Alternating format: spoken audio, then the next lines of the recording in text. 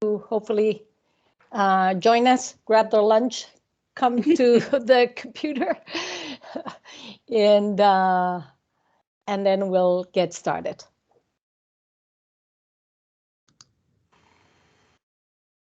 And I'm just saying good morning so that you can tell me if my voice is at the appropriate level. Yep. Great.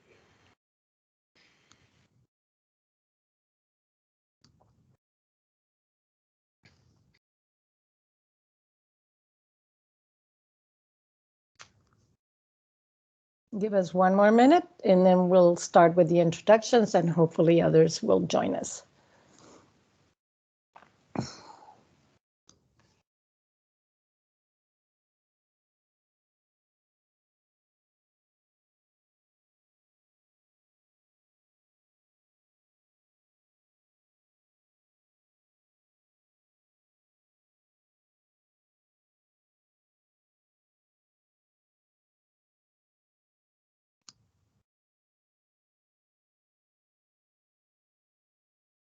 Okay. All right. Can everybody hear me? Good. I'll get started. My name is Marcela Gutierrez, and I am co-chair of the Organizational Learning and Evaluation Capacity Building Topical Interest Group of the American Evaluation Association. I'm joined by Chris Matchmis. She is our past chair, and hopefully soon we'll have, and we do have Cheryl Endres, who is also co-chairing the TIG with me. Thank you for joining us. Welcome to our TIG's webinar session. This is something that our TIG has started to do, and hopefully will do on a more regular basis, to afford everybody who's a member and who's not been able to present at the national conference in the past 2 years with an opportunity to reach our group and our audience and our membership and share their lessons and their learnings on how to build evaluation capacity with our clients and our stakeholders. So today we have an exciting presentation by a group that was scheduled to present at AEA, but didn't have a chance to do it. And so I'm going to turn it over to the group, but just so that that you know, the topic of the session today is going to focus on building skills related to the application of technology to reach at-risk youth, an at-risk youth population. In this case, the webinar is going to be based on the evaluation of a child abuse prevention chat hotline. And so with that, I'm going to turn it over to Dr. Wendy Wolferstig, and she will be introducing the presenters, and then they'll take it from there. Thank you very much. Oh, we will have a chat, so if anybody has questions, please put them up on the chat, and Chris will be tracking those. And at the end of the presentations, we'll have 15 minutes for people to address, for the panelists to address the questions. So with that, I'll turn it over and I'll leave you to it. Thank you very much. Thank you. Thank you all. Good morning and welcome to this session. We are going to focus today on evaluation capacity building in the context of engaging the client in this evaluation of our hotline, chat, and text technology, meeting the needs of youth 13 to 24. The evaluation of the Child Help Hotline and this entire project called PACTech, Prevent Abuse of Children Text and Chat Hotline, is really to talk again about the capacity building and lessons learned around this today. The evaluation was conducted by SIRC, Southwest Interdisciplinary Research Center, and at SIRC, I am the director of SIRC's Office of Evaluation and Partner Contracts. I am also a research associate professor in Arizona State University's School of Social Work. We're going to do a round robin, and I'm going to hand this off to our team lead, Marisol. Good afternoon or good morning, wherever you are at. My name is Marisol Diaz. I'm a senior research analyst at the Southwest Interdisciplinary Research Center with Wendy. I am happy to be a part of the evaluation team for the PACTech project, and also just being with CERC for the last 6 or 7 years. I think one of the very first projects that I ever worked on was a child help project. So being able to work with a partner for a long time and have a long-lasting relationship, and it's been a really, really great project. So I'm glad to be able to present on it today. And then I'll pass it over to Diane. Hello, everyone. I'm Diane Moreland, and I'm a research analyst with CERC, and I've been on the project since the beginning. We're in our 4th year now.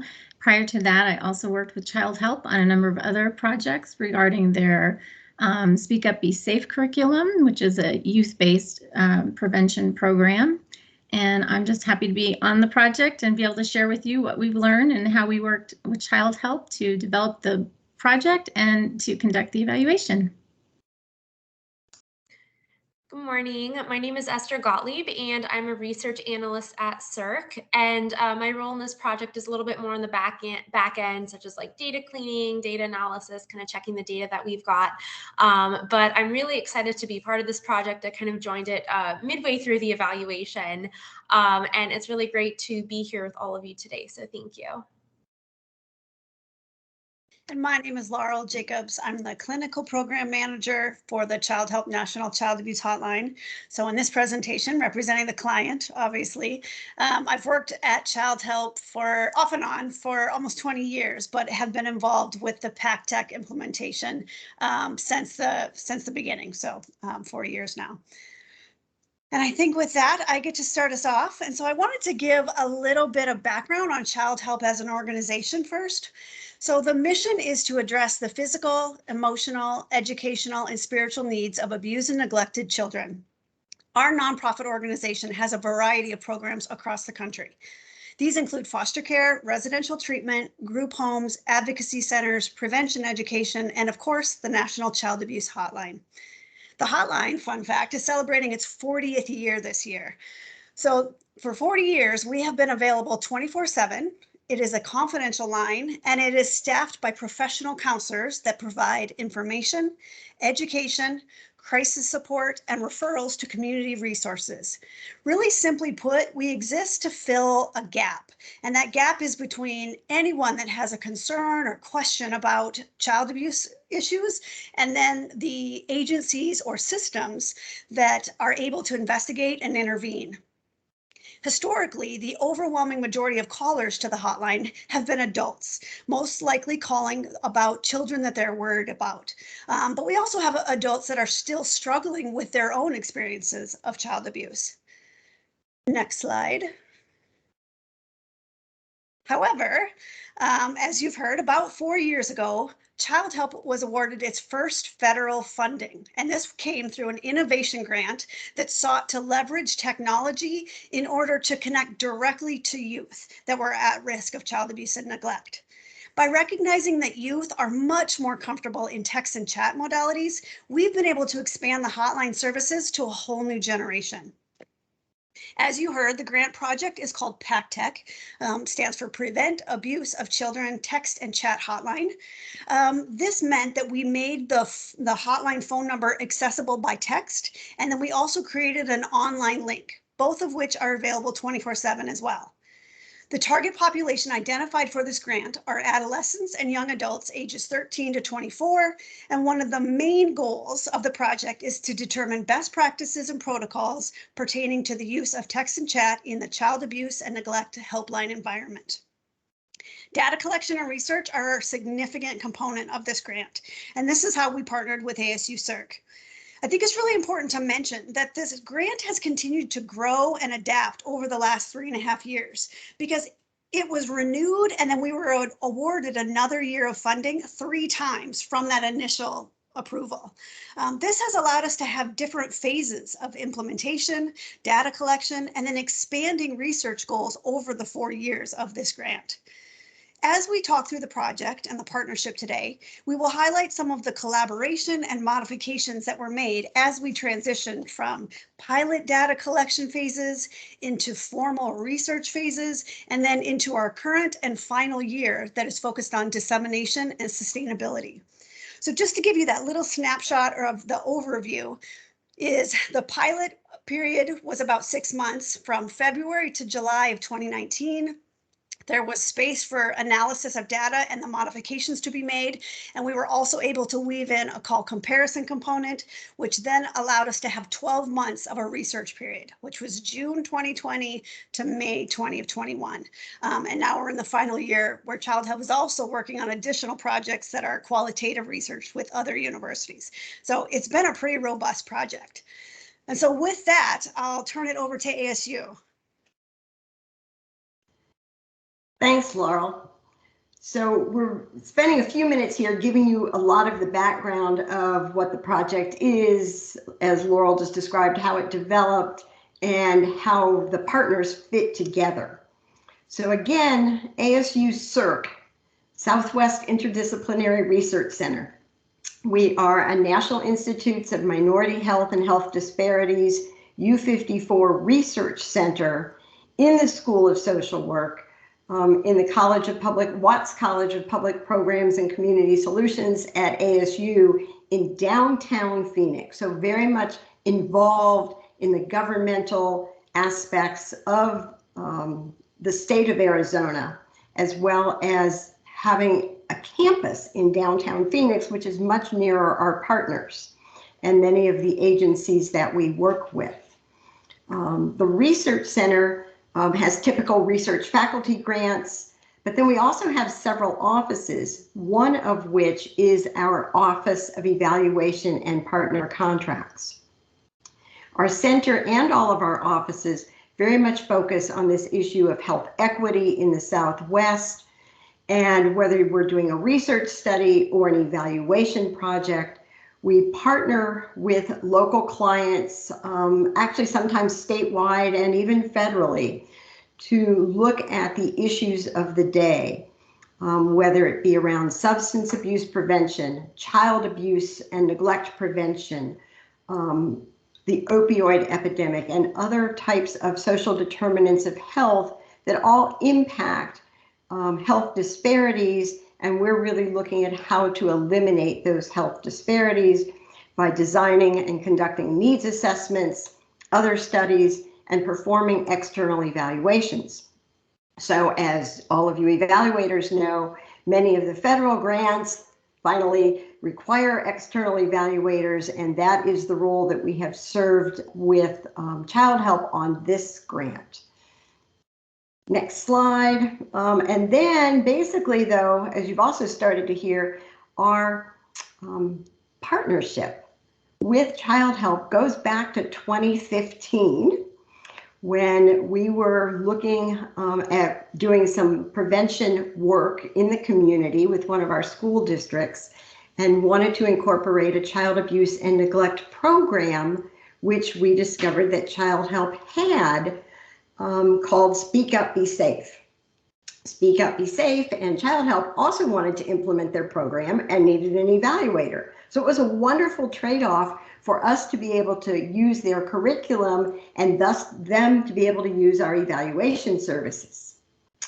Alas, Child Help had more in mind for us in that this was the point at which they were looking to really revamp and make sure that their pre-K through 12 curriculum was fully integrated with all of the same big ideas and the way that it flowed across those years as a curriculum. And so they asked CIRC if we could help them take the Speak Up, Be Safe curriculum and make it into an effective curriculum that would be rated on one of the national clearinghouses. At the time, we thought it would be NREP. As you know, NREP is no longer. And we're just very pleased to say that over the last couple of years now, we have been able to take that program and have it put onto the California Evidence-Based Clearinghouse for Child Welfare. So being able to revamp the curriculum, do the pilot study and all of that kind of work, and then do an RCT for K-8 and another school district for the high school to be able to get it placed on a California Clearinghouse for Child Welfare has been quite an accomplishment, but it also speaks to working with the client and why then, when the PACTEC program came about, Child Help reached back out to CERC and said, we would like for you to work with us on this project as well, because we do have such a well-established relationship and role together. And so we have continued since 2015 to work with Child Help on determining the effectiveness of their programs.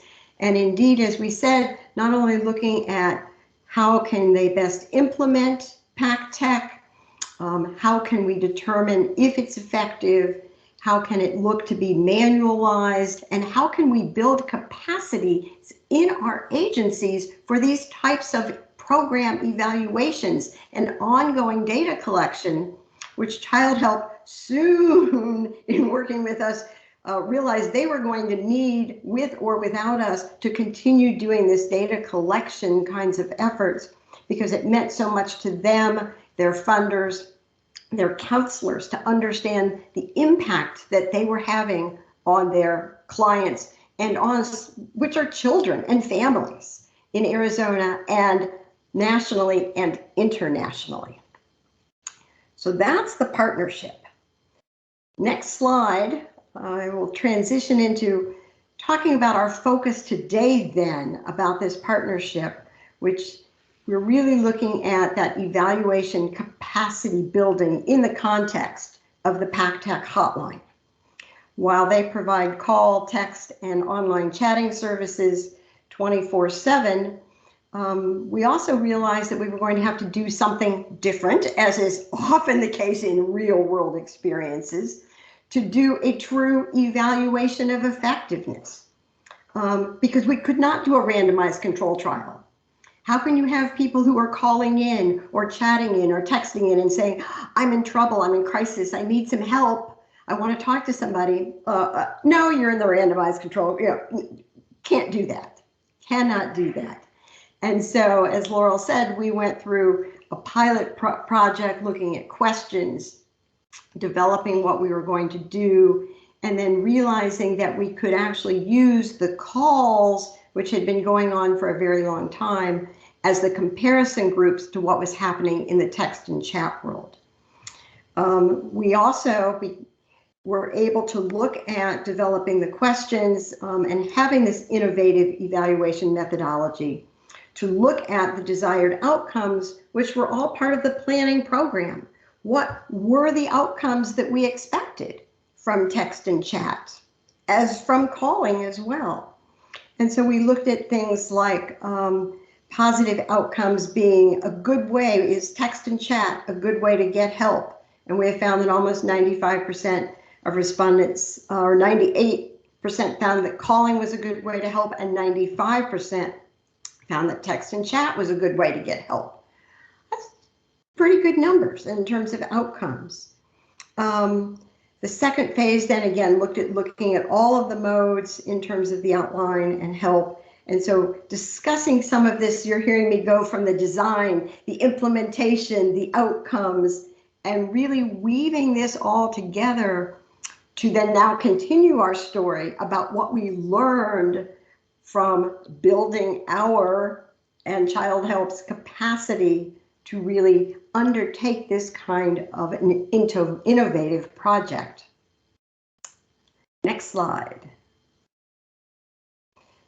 And so what we continue to learn is that indeed continual quality improvement should be part of everything we do.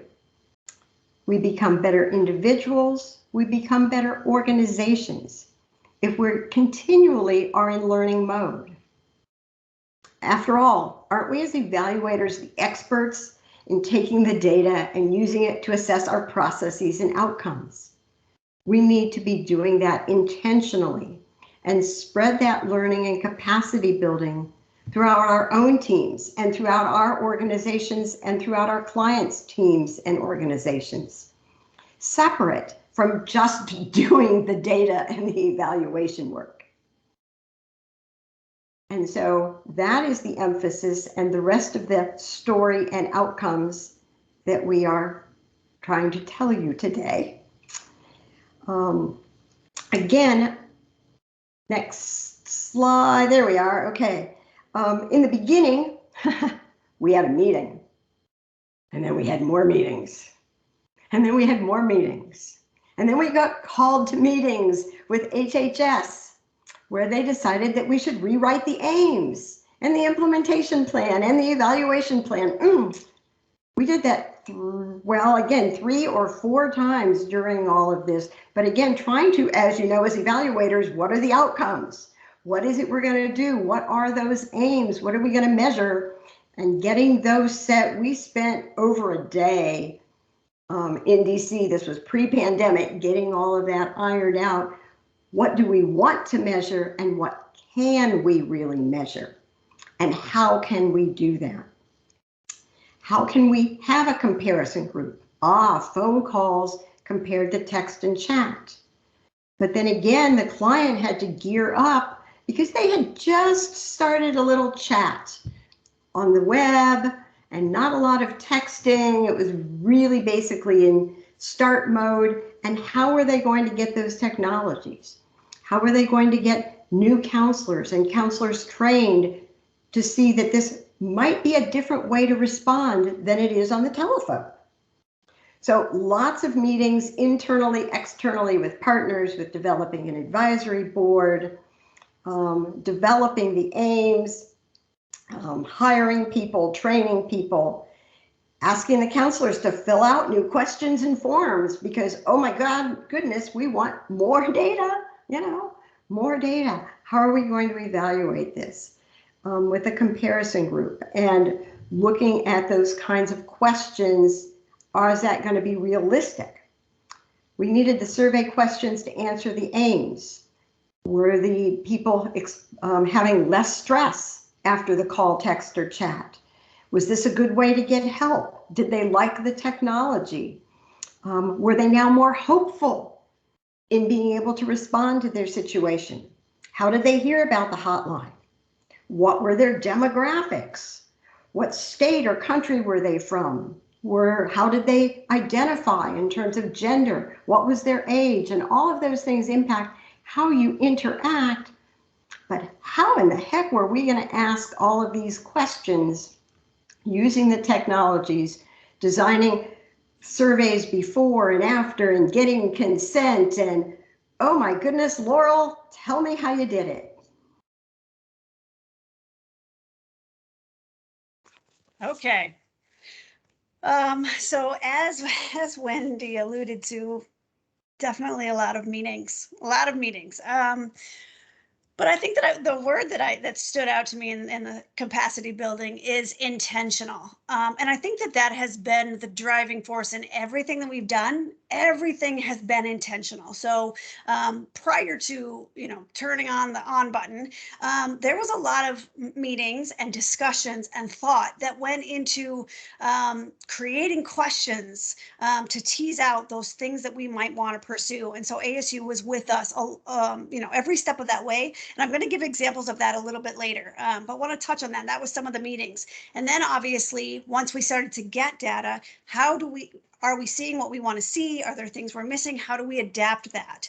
And so to be able to really come together in, us striving to always prioritize, service to the help seeker, and then also be aligned with the significance and statistical relevance that ASU brought to make sure that we could be accurate in the things that we were reporting.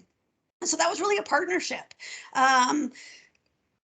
ASU also assisted. There was a lot of a training component. I mean, obviously as Child Help, we had lots of implementation teams. We had to pull together different departments within Child Help because we were bringing in marketing and legal and IT things. But ASU really assisted us in having the trainings with our counselors to help them connect to why data accuracy is so important.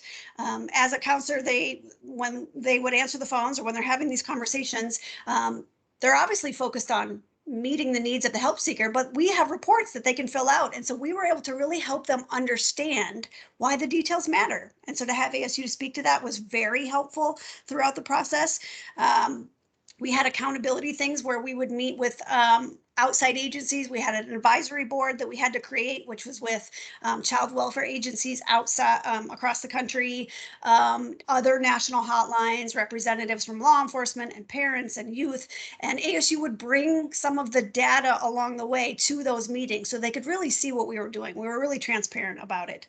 But I think the most fun part, the example part, is really the tinkering of the survey questions. So I'd love to give some examples of the processes we went through with that. So starting from the very beginning, even trying to figure out what we put on the pre-survey versus the post-survey. When and how do you ask questions? How do you ask them in a way that is good at getting the data, but then not off-putting to the conversation? So it sounds like a simple thing, but the difference between a drop-down menu of selecting whether it be your age or a gender versus an open box where you can put in whatever you wanted. Like, we really tease those things out. Even with guided instruction, how do you prompt someone to answer that correctly? I got to tell you, we learned a lesson. And a small example is if you did gender, it would say, what is your gender? And then it would say, if you are a girl, please enter if you are a girl, a boy, or any gender you identify, or skip. And we did that for our pre questions, actually for all questions. We always offer that out for age, gender, location, and then how they heard about us. Well, we discovered that skip is very easy. It's a very easy answer. So even if people were willing to give us those answers, skip was easier. We made a change and changed it to prefer not to answer. So it would say, say girl, say boy, say how you identify, or prefer not to answer. Well, because that was a longer answer, people would answer more. I mean, that tiny intentional change gave us more information, and it wasn't off-putting because people still had that option. That's a very small example. Zip code. Part of the job of counselors, when they're interacting with people, we often want to connect them to local resources. So it's part of our normalcy to find out location. And so we put that in the beginning so that we could try to get a sense of where someone was reaching out from. And before everything started, we talked about, is there merit in hearing zip code so that we could someday maybe look at research of urban versus rural, any of that. Like, we don't even know if we want to know this stuff. But as time went on, we recognized that with youth, a lot of them didn't know zip code. I think even for young adults, zip code felt a little too personal, and confidentiality is a priority of our hotline. And so we adjusted it. We didn't have to know zip code for what we were providing. State was often enough. And so that's another change that we made. State, people were more willing to answer. And then we have been able to utilize that data for a lot of things that Child Help uses, because zip code, it just wasn't worth the risk of not getting the accuracy. So that's another great example of that collaboration. Now I have some big fun ones.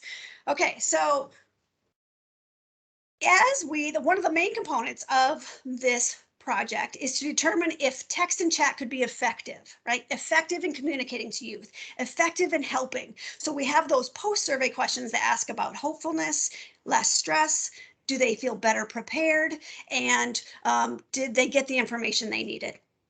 And so those questions were asked on like a sliding scale, and Wendy would probably be able to speak to the name of how you have to make sure there's a certain number.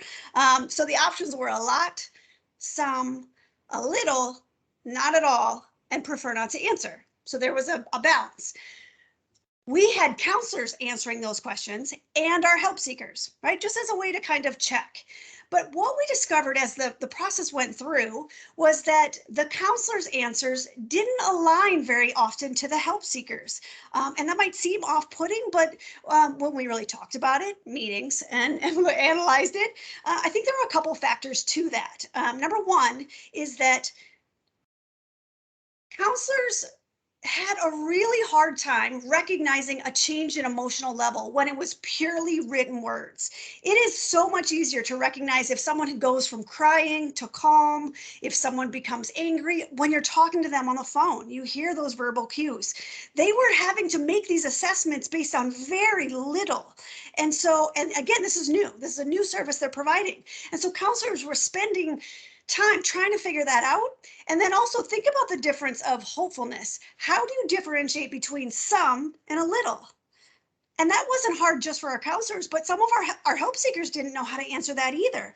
And so as we really looked at that and how worthwhile it was for our counselors to assess, we realized what mattered is what our help seekers felt. And so we were able to take the counselor questions and remove them, and then zero in on the help seekers survey. And we removed some because what was happening was a lot and some were going towards, yes, we were effective, and a little and not at all were saying we weren't effective. And in recognizing that the intense topics that we encounter, if you have a young child who's reporting for the first time that they've been sexually abused, physically abused, have no one to go to, is there value in a child that reports, I felt a little bit better? And then I think that the whole team, as we talked about it, we felt strongly it does matter. Those matter, even just those resources. So some was removed, and then it became a lot, a little, not at all. Those are more clear markers. And so that's how we got to really zero in on, is this effective? Where are places that we're lower? I think that was some of the biggest components. The call comparison data also added another element. It was kind of a heavy lift for child help. And that was for a couple of reasons. So number one, we really prioritized the confidentiality that our hotline offers. And so it was very important to us that the counselor not have to ask those questions.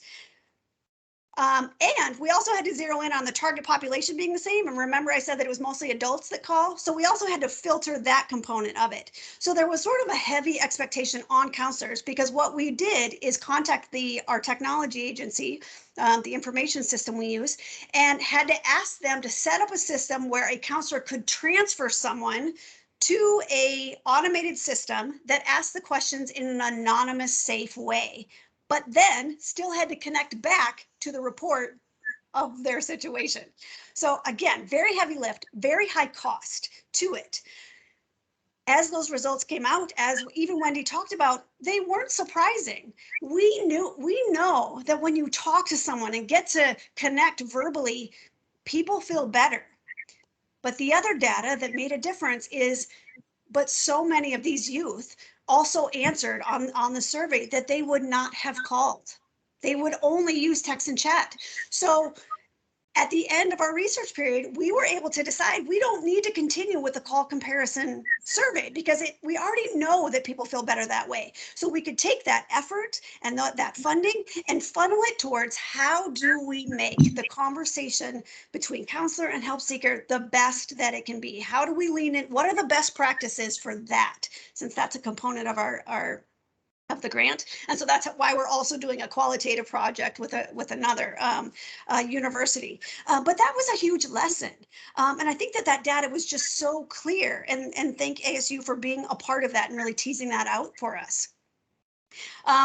Obviously, COVID happened during all this too. So even as we were going in, we got to weave those things in. You'll hear about it in our focus groups, but we even got to add COVID as an element for what so many of these help seekers were dealing with over our research period, to tease out that as a presenting issue. And I think that data will be interesting in an ongoing way. So again, that was a piece of what ASU helped us with.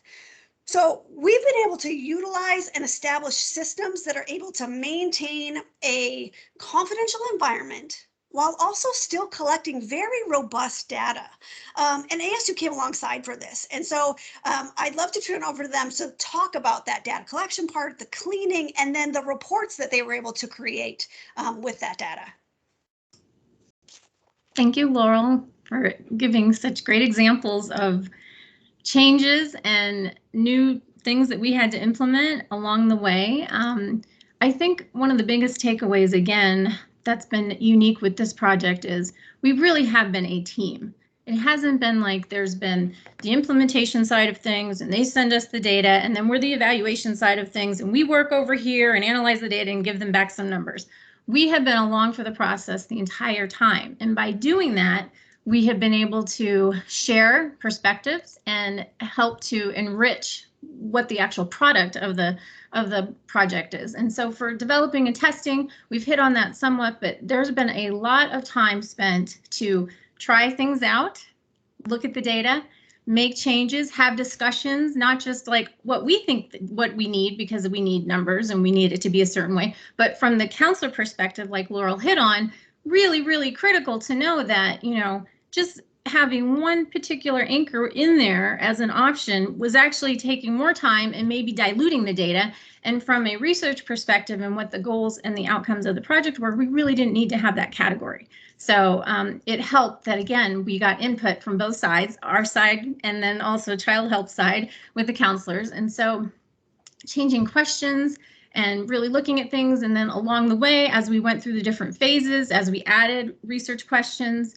to really look at, okay, every time we're adding something, do we need to take something else away? Do we need to add something? And how can we really, in the end, actually answer those research questions? And one example is when we got to year 4, we had a chance to look at, okay, for year 4, what we're doing right now, do we still need to ask all the questions that we were asking before? And like Laurel mentioned, we decided, no, we did not need to do the call comparison. But even when we were rewriting the implementation and evaluation plan, we thought at one point, oh, maybe we can delete some of these post-survey questions because maybe they're not necessary anymore. But when we went back and we mapped again to the research questions, which post-survey items actually answer our research questions, there weren't really many questions that we could take out. So we still needed to have them in. And so something I'll talk about in a minute, and Esther will talk about too, this dashboard that we created, that was really helpful in the mapping process. Something again with developing and testing, if possible, when you develop and when you design these research projects, if you can build in that pilot phase. We highly recommend it, as all of you probably already know. I know we don't normally get that time period, but for this project we did, and it really, really helped to work together day to day, almost some weeks, with Child Help in writing that implementation and evaluation plan and writing the response to the RFP. If we hadn't have worked together, it wouldn't have been as strong as a plan and a project, and the research questions and the survey questions and survey response categories, all of that may have not been as perfect for the project as it could have been. Because again, we each bring a different perspective of, like, Child Help knows what they need to accomplish and we know from an evaluation and what we need to accomplish. So by having these conversations, having late night emails and text and sending the report back and forth, that's another tip, something we learned that actually worked really well. Child Help might start the implementation and evaluation plan or the actual quarterly report that's due.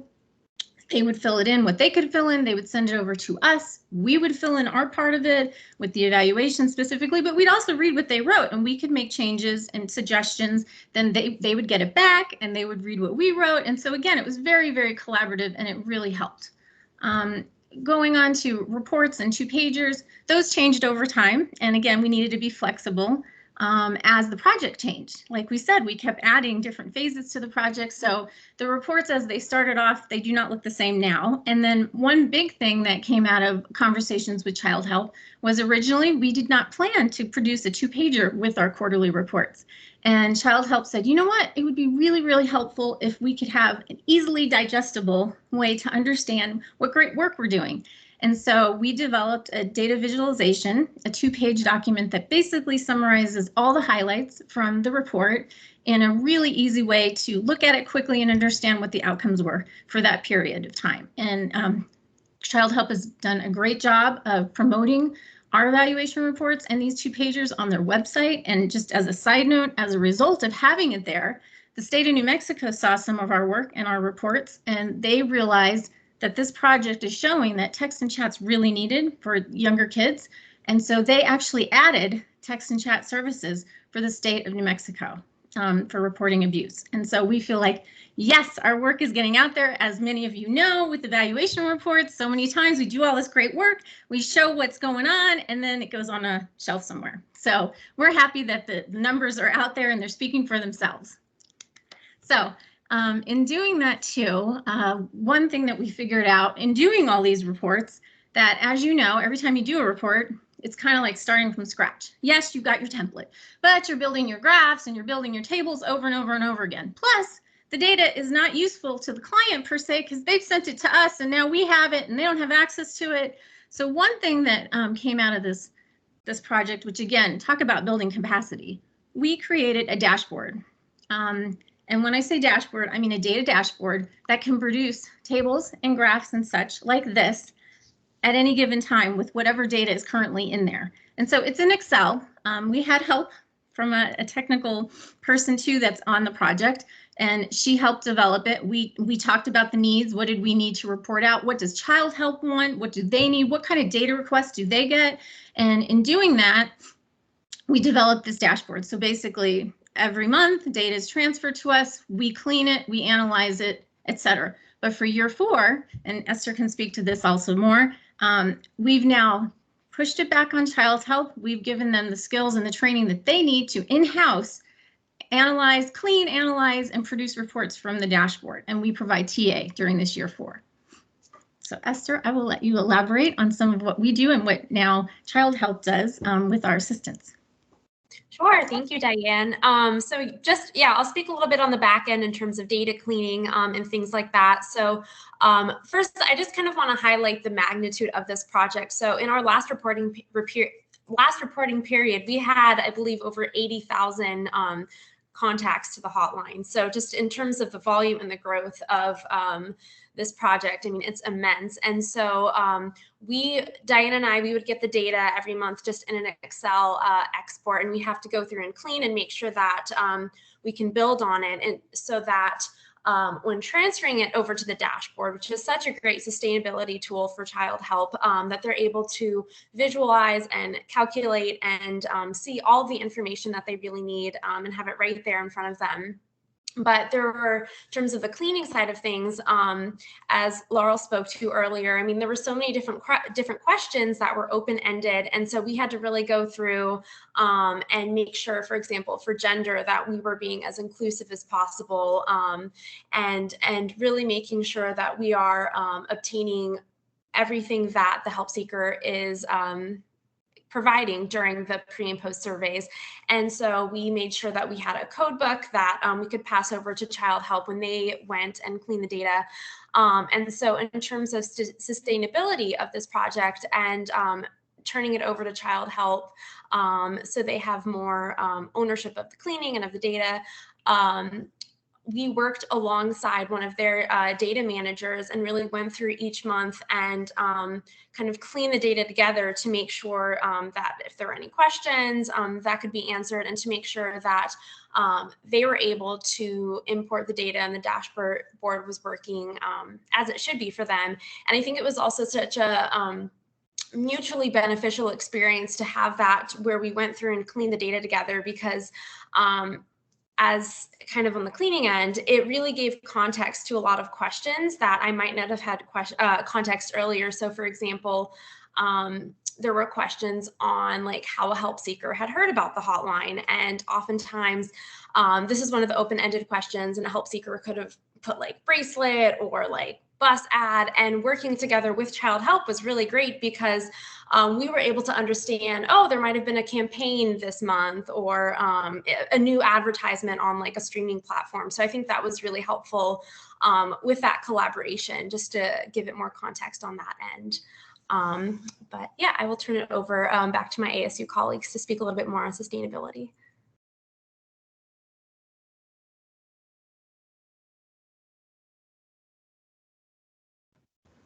I think because of time, let's move on to the counselor focus groups. And so I'm going to talk about in addition to all of the quantitative data, we considered doing a smaller component to the PACTEC study, and that was doing counselor focus groups. So we had the implementation of text and chat that was being introduced to the counselors, wanted to find out some of the best practices, how they were experiencing it, and then COVID hit. So we did counselor focus groups in 2019, and I'll do a real quick. And that was one focus group in person with 9 hotline counselors. And that focus group was really, really instrumental in getting information. So when COVID did hit, we decided to do 2 more focus groups with the counselors to kind of understand not only how implementation of text and chat has affected them, but also how COVID. Once COVID hit, the intensity and volume of the hotline increased because you also remember a lot of people were stuck in the houses in isolation, especially youth, and they had no way of going to school, to trusted adults, being stuck at home with their abuser. And so then the hotline did see an increase in youth help seekers. So that 13 to 24 did definitely increase. And then you see counselors also responding to this new population that they're helping. So in 2021, we did 3 more focus groups, really separating out counselors, shift supervisors, and counselors that have been there less than a year, trying to really tease out the impact for all of these different groups and understand how we're helping the helpers. These are the people that are helping the help seekers and making sure that we're doing what we can to protect their well-being so they can continue to help others. So these are a few quotes that we have that, but I want to actually kind of move back here to Laurel and see if Laurel wants to respond to how the counselor focus groups have helped them in being able to reach and get feedback from their counselors.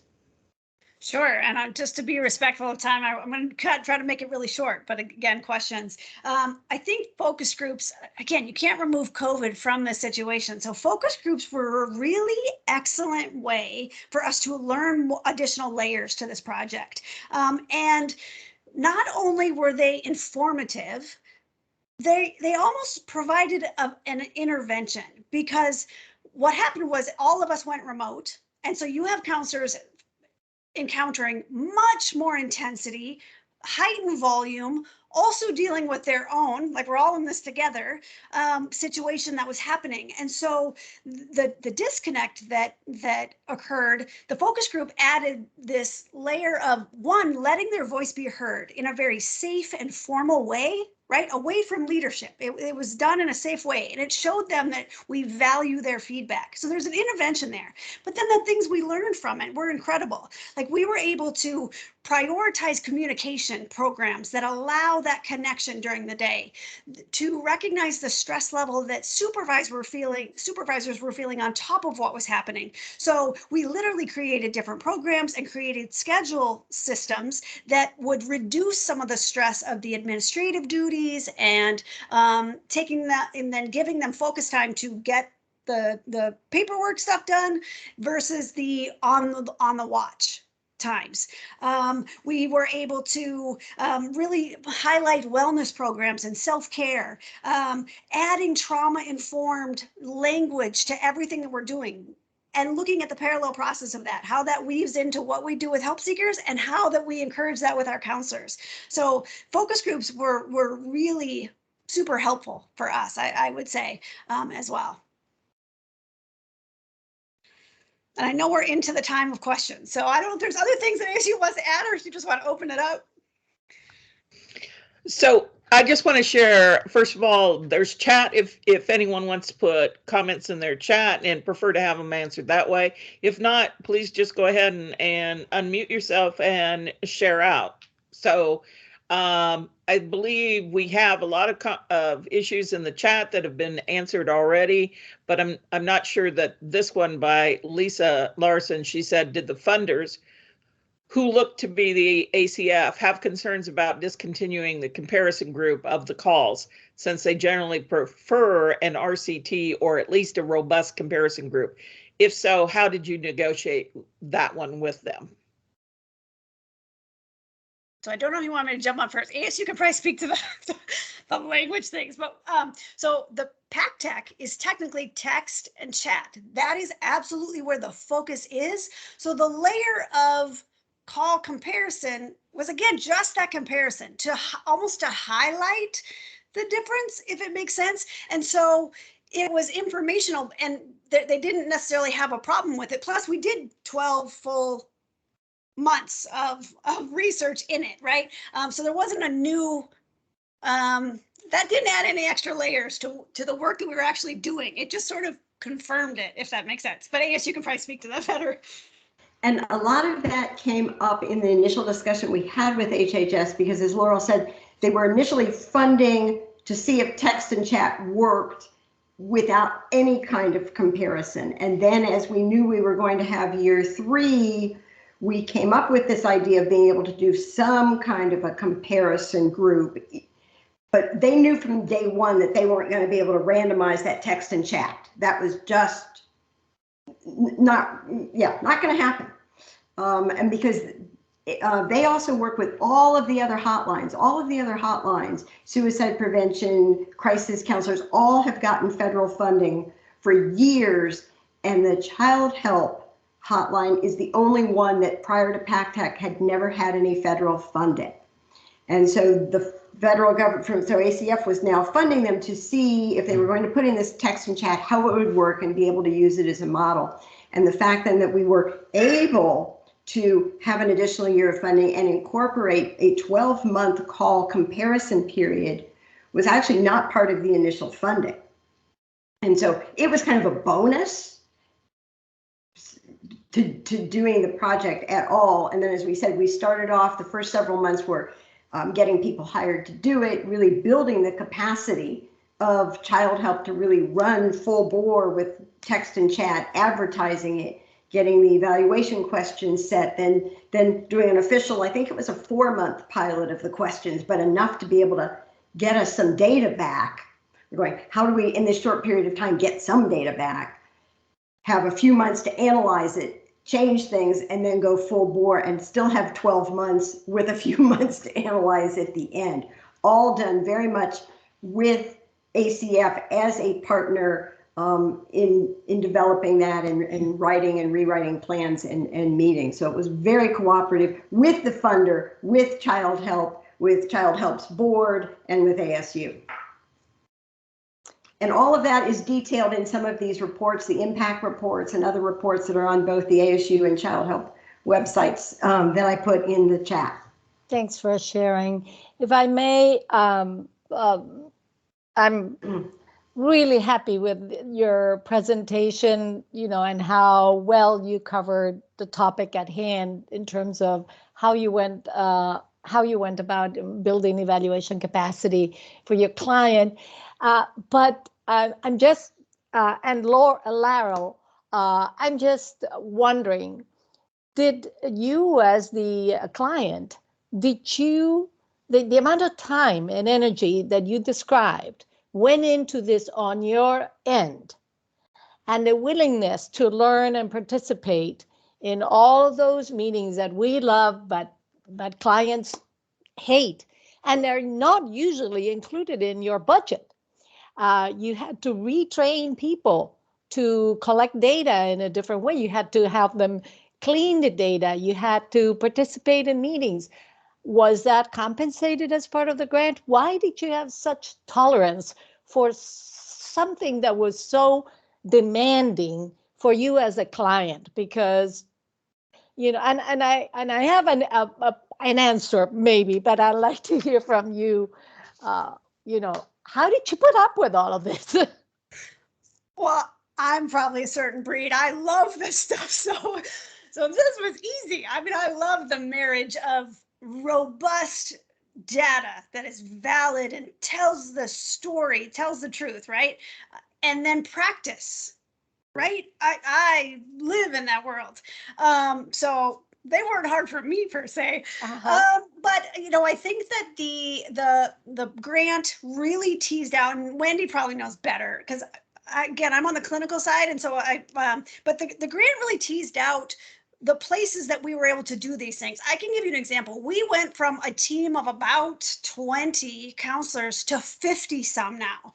I mean, so there has been massive growth like throughout the entire thing. And so we were, again, that was part of the decisions too, when we were able to choose to not spend money on that technology piece that was so cost wise to transfer the call comparison. Again, we saw the value of it when it happened, but when it was done, it no longer served us. So then we're able to transfer those things. So, and there's also the element, I don't like getting into the money things because I don't know that I speak well enough on it, but the Child Help Hotline is still covered by Child Help, but the text and chat component adds a layer to that, right? So they shift in there. So right now, all of our counselors are cross-trained, right? And so we're able to use funding from the grant to be able to add layers of training because it affects all of our counselors, right? And so we just prioritize that.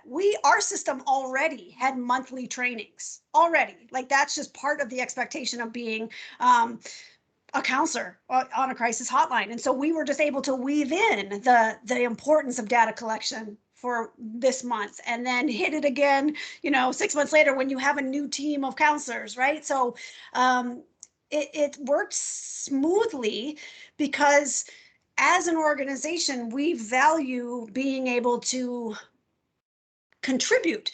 The example of the New Mexico thing, like that is our dream. We know that these youth will reach out. If you build a text and chat hotline, they're going to reach out.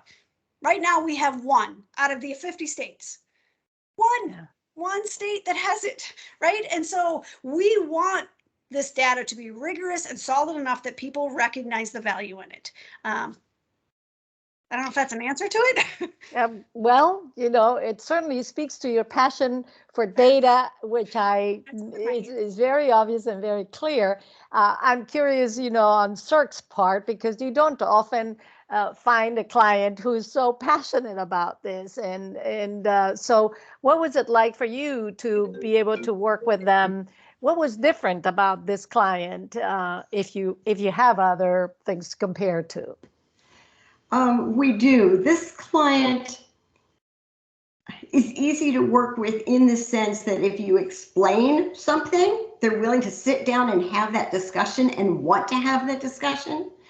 And they are a nonprofit, but they're also in a sense self-funding. So there are times when they spend money that they get from fundraising. So why are we spending that type of money that we've raised to work with children? How is this going to help children?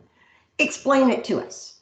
And once we do, they have been willing to invest, as I said, in this project and the one prior, in the research that goes into making them evidence-based, because that, is something they can sell as well.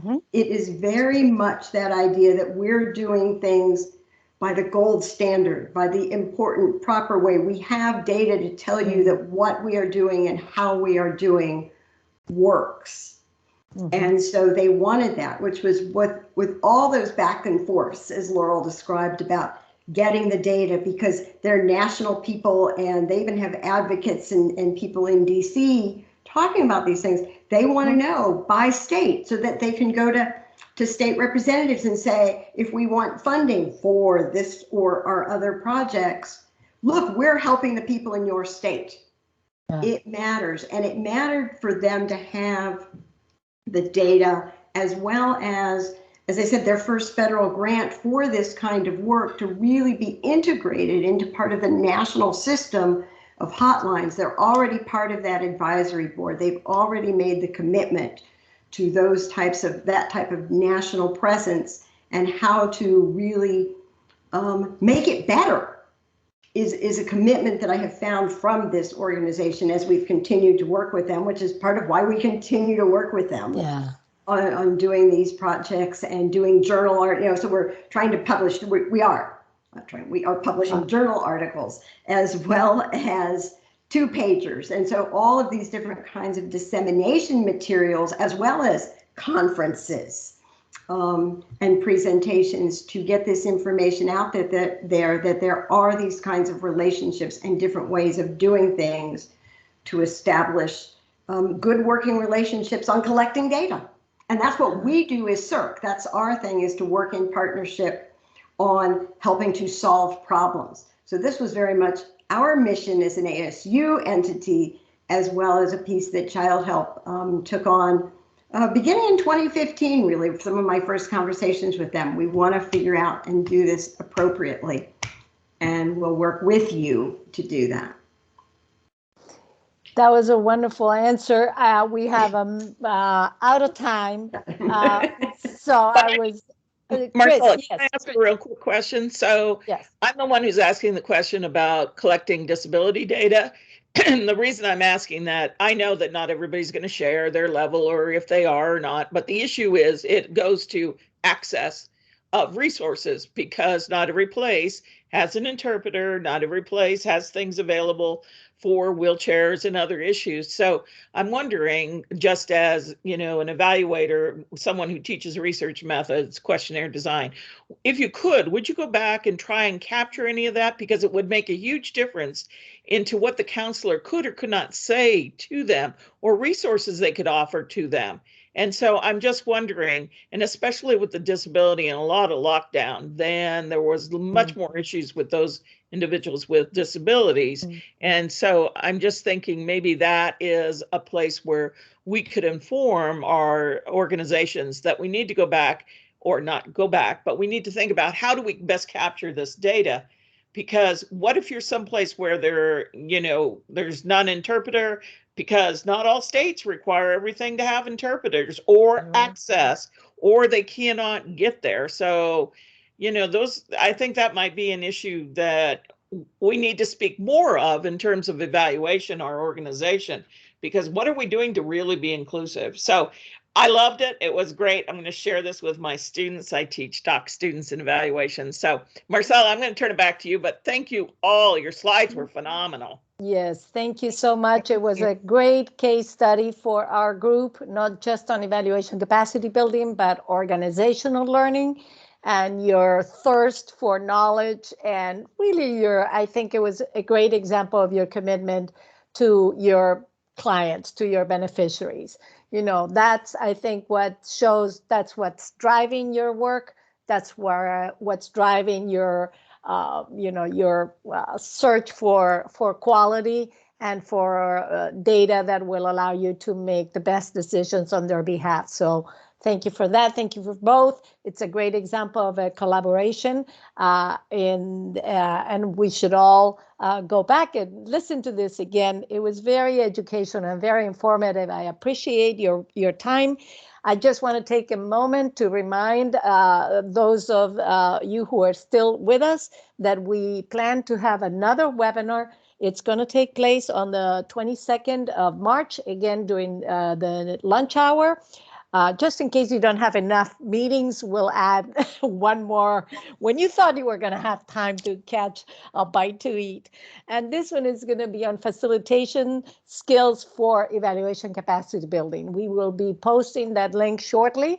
And again, thank you to all our presenters today for your time and dedication, and keep up the good work. I will definitely be checking out your resources, and thank you for sharing this information with us. Thank you. Thank you very much, everybody. Bye-bye. Bye. Bye.